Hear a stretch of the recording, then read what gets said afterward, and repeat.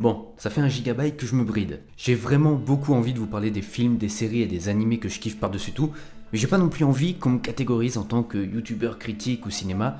Ça, c'est vraiment vraiment, j'en ai pas envie du tout. Pourtant, j'ai de plus en plus cette envie de vous parler des choses que j'aime, et forcément, en tant que créateur, j'aime beaucoup de séries, beaucoup de films, beaucoup d'animés. Voilà, j'ai juste envie de vous en parler en tant que spectateur. J'ai pas envie qu'on mette une étiquette par rapport à ça. Tout simplement, je suis là pour vous conseiller des trucs que je kiffe, avec ma manière d'expliquer, de parler et tout le toin-toin. Mais voilà, le principal, c'est que j'ai envie de le faire, donc aujourd'hui je le fais. Et voilà, j'arrête de me brider, c'est parti. Aujourd'hui, je vous présente 3 séries d'horreur que je kiffe. On va commencer par The Strain. J'en ai déjà parlé rapidement dans ma vidéo sur la créature qui est le Strigoi. Cette série c'est quoi? C'est une sorte de The Walking Dead avec des vampires, mais qui sont pas des vampires, mais un peu quand même. Bon, ok, dit comme ça donne pas forcément envie, alors je vous ai fait un petit pitch rapidos. En gros, un jour, il y a un avion qui arrive à l'aéroport Kennedy, sauf que tous les passagers sont morts. Il n'y a que 2 personnes vivantes et une boîte pleine de terre. Bizarre, non? Bref, s'ensuit des événements de plus en plus chelous. Un épidémiologiste est appelé sur place pour enquêter. Les corps dans la morgue commencent à disparaître un par un, et puis dans ceux qui restent, il y a des vers dans les yeux, et en fait, ils reprennent vie, et commencent à bouffer tous les putains de gens qui passent devant eux, et tout ça avec une trompe qui leur sort de la gueule. Là on est sur une série de 4 saisons qui ont entre 10 et 13 épisodes chacune, produite par le magistral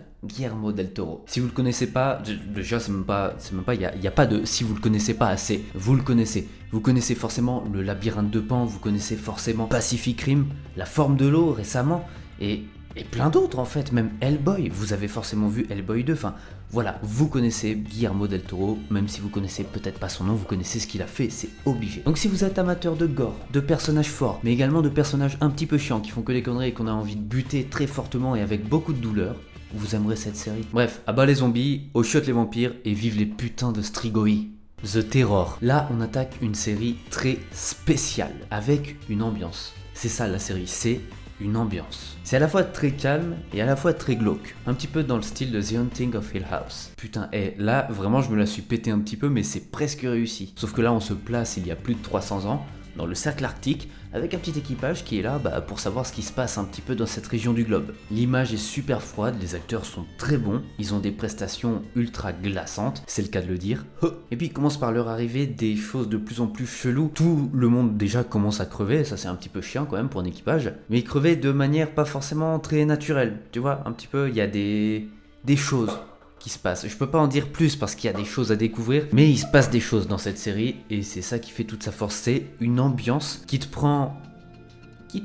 Cette série c'est également une anthologie, donc il faut savoir que la saison 2 c'est pas du tout la même histoire, c'est autre chose. Ça se passe en 1941 dans une communauté américano-japonaise qui est tentée par un fantôme qui commence à buter tout le monde. De toute manière, dans les séries d'horreur de ce genre, il y a des gens qui meurent forcément. Les bases sont posées, vous avez plus qu'à aller regarder ça. Penny Dreadful. Évidemment là on va arrêter de rigoler, on passe à une de mes séries, si pas ma série préférée au monde. J'en ai déjà parlé plusieurs fois, bien évidemment. Je continue d'en parler parce que il y a toujours des nouveaux gens qui arrivent sur la chaîne, donc forcément, vous avez peut-être pas vu les vidéos d'il y a 1, 2, 3 ans. Devant cette série, déjà, il faut savoir que j'ai chialé, j'ai ragé, j'ai été amoureux, j'ai été pris de poésie, de romantisme, de malade, j'ai été subjugué dans tous les points de cette putain de série, que ce soit la photographie, qui est incroyable, le moment où ça se passe, la Londres victorienne, c'est vraiment le meilleur endroit dans la littérature où se situer pour faire une série d'horreur. Pourquoi? Parce que justement cette série elle joue avec tout ce qui se passe à cette époque. Donc on va avoir